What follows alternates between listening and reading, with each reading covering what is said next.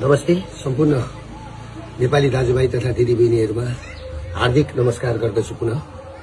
अस्ति चैत्र 15 गतेको जुन जनविद्रोह घोषणा कार्यक्रम थियो,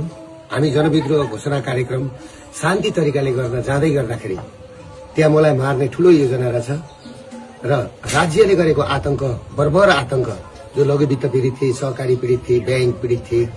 र विदेश जाने परिवारका पीडितहरू थिए, सबैको हालत कस्तो थियो नेपालमा राज संस्था गएर हिन्दू राज्य गएपछि नेपालीहरूको हालत के भयो, त्यही आवाजलाई हामीले उठाएर बुलन्द गर्दै हामीले अघि बढाइसकेपछि अब हामीले लडाई जित्छौं, नेपाली नागरिकले लडाई जित्छ, जनविद्रोह सफल हुन्छ भनेर चैत 15 गते बिहानैदेखि विभिन्न वेशभूषामा युवा संघका केही व्यक्तिहरू र पुलिस प्रशासनका केही व्यक्तिहरू सिभिल ड्रेसमा हात हतियार सहित गएर अर्काको घरमा चढेर बिहानैदेखि घर कब्जा गरेर जुन घटना पुलिस प्रशासनले घटायो र हामी कार्यक्रम स्थल 1:30 बजे पुग्दै गर्दाखेरि कार्यक्रम स्थल पुग्नुभन्दा 15 मिनेट अगाडि नै हामी जहाँ स्टेज बनायौं, हामीले त्यत्रो खर्च गरेर शान्तिपूर्ण प्रदर्शन गर्ने भनेर हाम्रा पाहुनाहरू हामीलाई स्टेजै पुग्न नदिकिन बाटैबाट गोली हानेर चाहिँ नि लखेट्न थालेपछि, टियर ग्यास हान्न थालेपछि त्यस पछाडि हामी अघि बढ्नु पर्यो। म किन अघि बढेको भने सम्पूर्ण प्रहरी जवानलाई लागेको होला, म प्रहरीलाई जति माया गर्ने मान्छे म कोही छैन र दिन दुखीलाई माया गर्ने मान्छे म जतिको कोही छैन। प्रहरीलाई लागेको होला दुर्गा प्रसादले पेलो भनेर, तर मैले त्यहाँ पुग्दाखेरि के सुरागी पाएँ भन्दाखेरि त्यहाँ माथि छतमा साफ सुथरहरू बसेर मलाई टार्गेट बनाएको भन्ने मैले बुझिसकेको थिएँ। र अर्को कुरो के थियो भन्दाखेरि मेरो कानको छेउबाट गोली गयो तिनकुनेमा पुग्दाखेरि, मेन ठाउँमा पुग्दाखेरि, स्टेजको छेउमा पुग्दा र म त्यस पछाडि मैले कुरो बुझिसकेपछि मेरो कानको छेउबाट गोली पनि गयो। फेरि अर्को कुरा के भन्दाखेरि तपाईहरुको मेरै गाडीमा आएर टियर ग्यास खसिसकेपछि त्यस पछाडि म उत्रेर मेरो ड्राइभरलाई निकालेर म आफै गाडी चलाएर यिनीहरूले मलाई मार्दै रहेछन् र यिनीहरूले मलाई कि त थुन्नु पर्यो, गुन्जालो पेरुको गुन्जालो बनाउने, या त बनाएर मलाई कि त थुन्नु पर्यो कि त मार्ने षड्यन्त्र गरेको मैले बुझिसकेपछि मेरो अन्त कहीँ उपाय नभएर म पुलिसको ब्यारिकेड तोडेर सुरक्षित स्तरतिर म पुगेको थिएँ र म पुगेको हुँ र मैले पुलिसलाई चित्त दुखाउने काम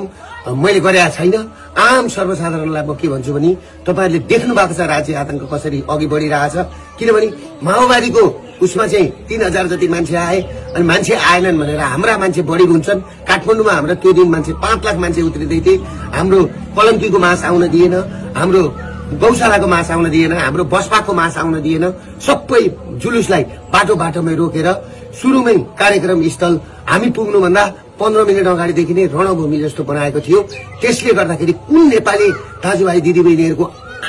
आँखाबाट आँसु झर्दैन, कसको ब्लड खुन ताप्दैन। त्यसले गर्दाखेरि म आफू सुरक्षित हुन सुरक्षाकर्मीको घेरा तोडेर भित्र पसेको सुरक्षाकर्मीलाई म के भन्न चाहन्छु भने तपाईहरु प्रति मेरो कुनै लक्षित दुश्मनी होइन, तपाईहरु राज्यको संयन्त्र हो। तपाईहरुलाई पर्न गएको चोटमा म क्षमा चाहन्छु। तर एउटा कुरो के छ भन्दाखेरि दुर्गा प्रसाद तपाईहरुबाट टाढा छैन र केही साथीहरु, केही 12 भाइ मिडियाहरु मेरो पछाडि हात धोएर लागेका छन्। यिनीहरु भनेको क्रिस्चियनको पैसा खाएर, USAID को पैसा खाएर, युरोपियन युनियनको पैसा खाएर आज देश तहस नहस बनाएको छ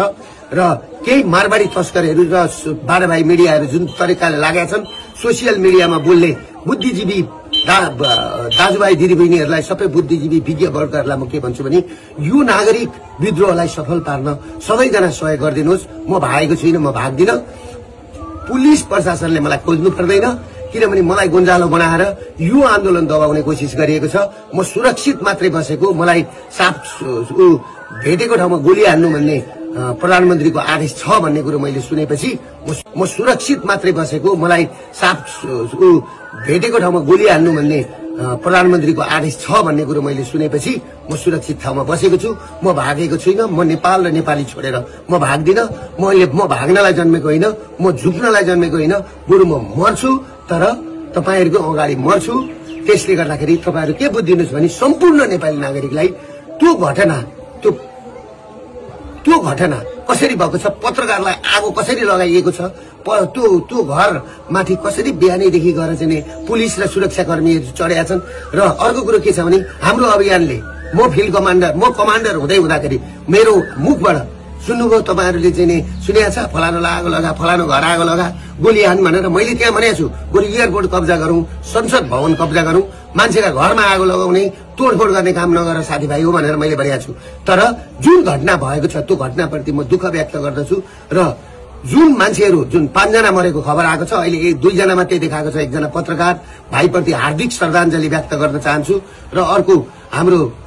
महर्जन भाइप्रति हार्दिक श्रद्धाञ्जली व्यक्त गर्न चाहन्छु र अरु 5 जनाको पनि तुरुन्त यिनीहरुले चाहिँ सार्वजनिक गरून् त्यो भन्दै म सम्पूर्ण नेपाली दाजुभाइबाट म टाढा छैन म काठमाडौँमै छु तपाईहरु पिर नगर्नुहोस् म काठमाडौँमै कुनै एउटा मन्दिरमा बसेको छु म सुरक्षित छु